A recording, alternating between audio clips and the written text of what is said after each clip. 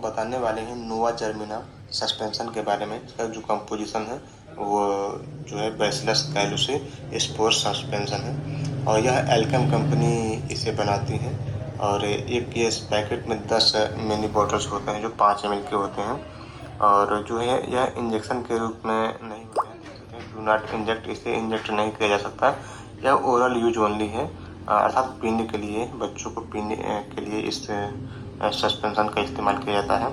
और जो पर 2 बिलियन इसमें जो है बैसिलस कैलुसी पाए जाते हैं पर 5 ml में, अर्थात एक जो यह इसे सस्पेंशन कह सकते हैं। एक जो सस्पेंशन है वो 5 ml का होता है और यह सिंगल यूज होता है। एक बार यहाँ से आप खोल देंगे तो आप इसे सिंगल यूज में पिला सकते हैं। यहाँ से तोड़ दिया जाता है ऐसे पकड़ के और ऐसे ऐड देंगे तो ये टूट जाएगा और उसके बाद बच्चे को आप पिला देंगे। 6 महीने से ऊपर के बच्चों को आप एक बार में पिला सकते हैं। यदि 6 महीने से कम उम्र का बच्चा है तो डॉक्टर्स के सलाह से ही आप इस सस्पेंशन का इस्तेमाल करेंगे। यह जो है दस्त के लिए इस्तेमाल किया जाता है। इनबैलेंस इंटेस्टाइनल बैक्टीरियल, जिसे हम फ्लोरा कहते हैं, तो फ्लोरा नाम की एक बैक्टीरिया होता है जो कि इनबैलेंस हो जाता है, अर्थात बच्चों के आंत में इस बैक्टीरिया की कमी हो जाती है जिसकी वजह से बच्चों को दस्त होने लगती है और जो भी खाते हैं या पीते हैं वो डाइजेस्ट नहीं होता है। तो उन्हीं को सही करने के लिए इसको दी जाती है। अक्सर बच्चों को एंटीबायोटिक्स चल जाती है। जब बच्चे बीमार होते हैं तो एंटीबायोटिक्स दवाएं या और भी कोई थेरेपैटिक दवाई दी जाती हैं जिसके वजह से बच्चों को इन बैक्टीरिया, जो बच्चों के आंतों में ऑलरेडी बैक्टीरिया पाए जाते हैं फ्लोरा नामक, तो वो बैक्टीरिया की कमी हो जाती है जो कि खाने को या पीने वाले दूध को डाइजेस्ट करने में अहम भूमिका निभाती हैं।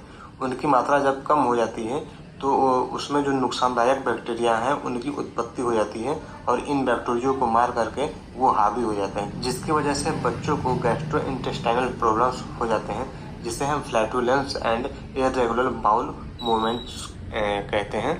तो ऐसी जब समस्याएं हो जाती हैं तो हम इस नोवा जर्मिना सस्पेंशन का इस्तेमाल करते हैं, जिससे जो भी हम मेडिसिन देते हैं वो अच्छे से डाइजेस्ट हो जाता है या जो भी बच्चे खाते हैं वो न्यूट्रिएंट्स जो भी लेते हैं बच्चे, तो वो आसानी से डाइजेस्ट होने लगता है और शरीर को भरपूर पोषक तत्व मिलने लगता है। तो ये कुछ इसके यूजेज हैं। चलिए कुछ साइड इफेक्ट की बात कर लें। तो साइड इफेक्ट में यदि आपको इस सस्पेंशन को देने के बाद बच्चे को कोई दिक्कत समझ में आ रही हो, जैसे कि बच्चे को इरिटेशन, इचिंग, रेडनेस, जैसे खुजली और दाने शरीर पे पूरे दाने पड़ जाएं या कुछ चकत्ते टाइप के होने लगे, शरीर पे कुछ हल्की फुल्की सूजन से महसूस होने लगे, या बच्चे को उल्टी दस्त ज़्यादा हो जाए या आपको खूनी डायरिया टाइप के समझ में आने लगे, तो आप अपने नज़दीकी डॉक्टर से एक बार ज़रूर संपर्क कर लें।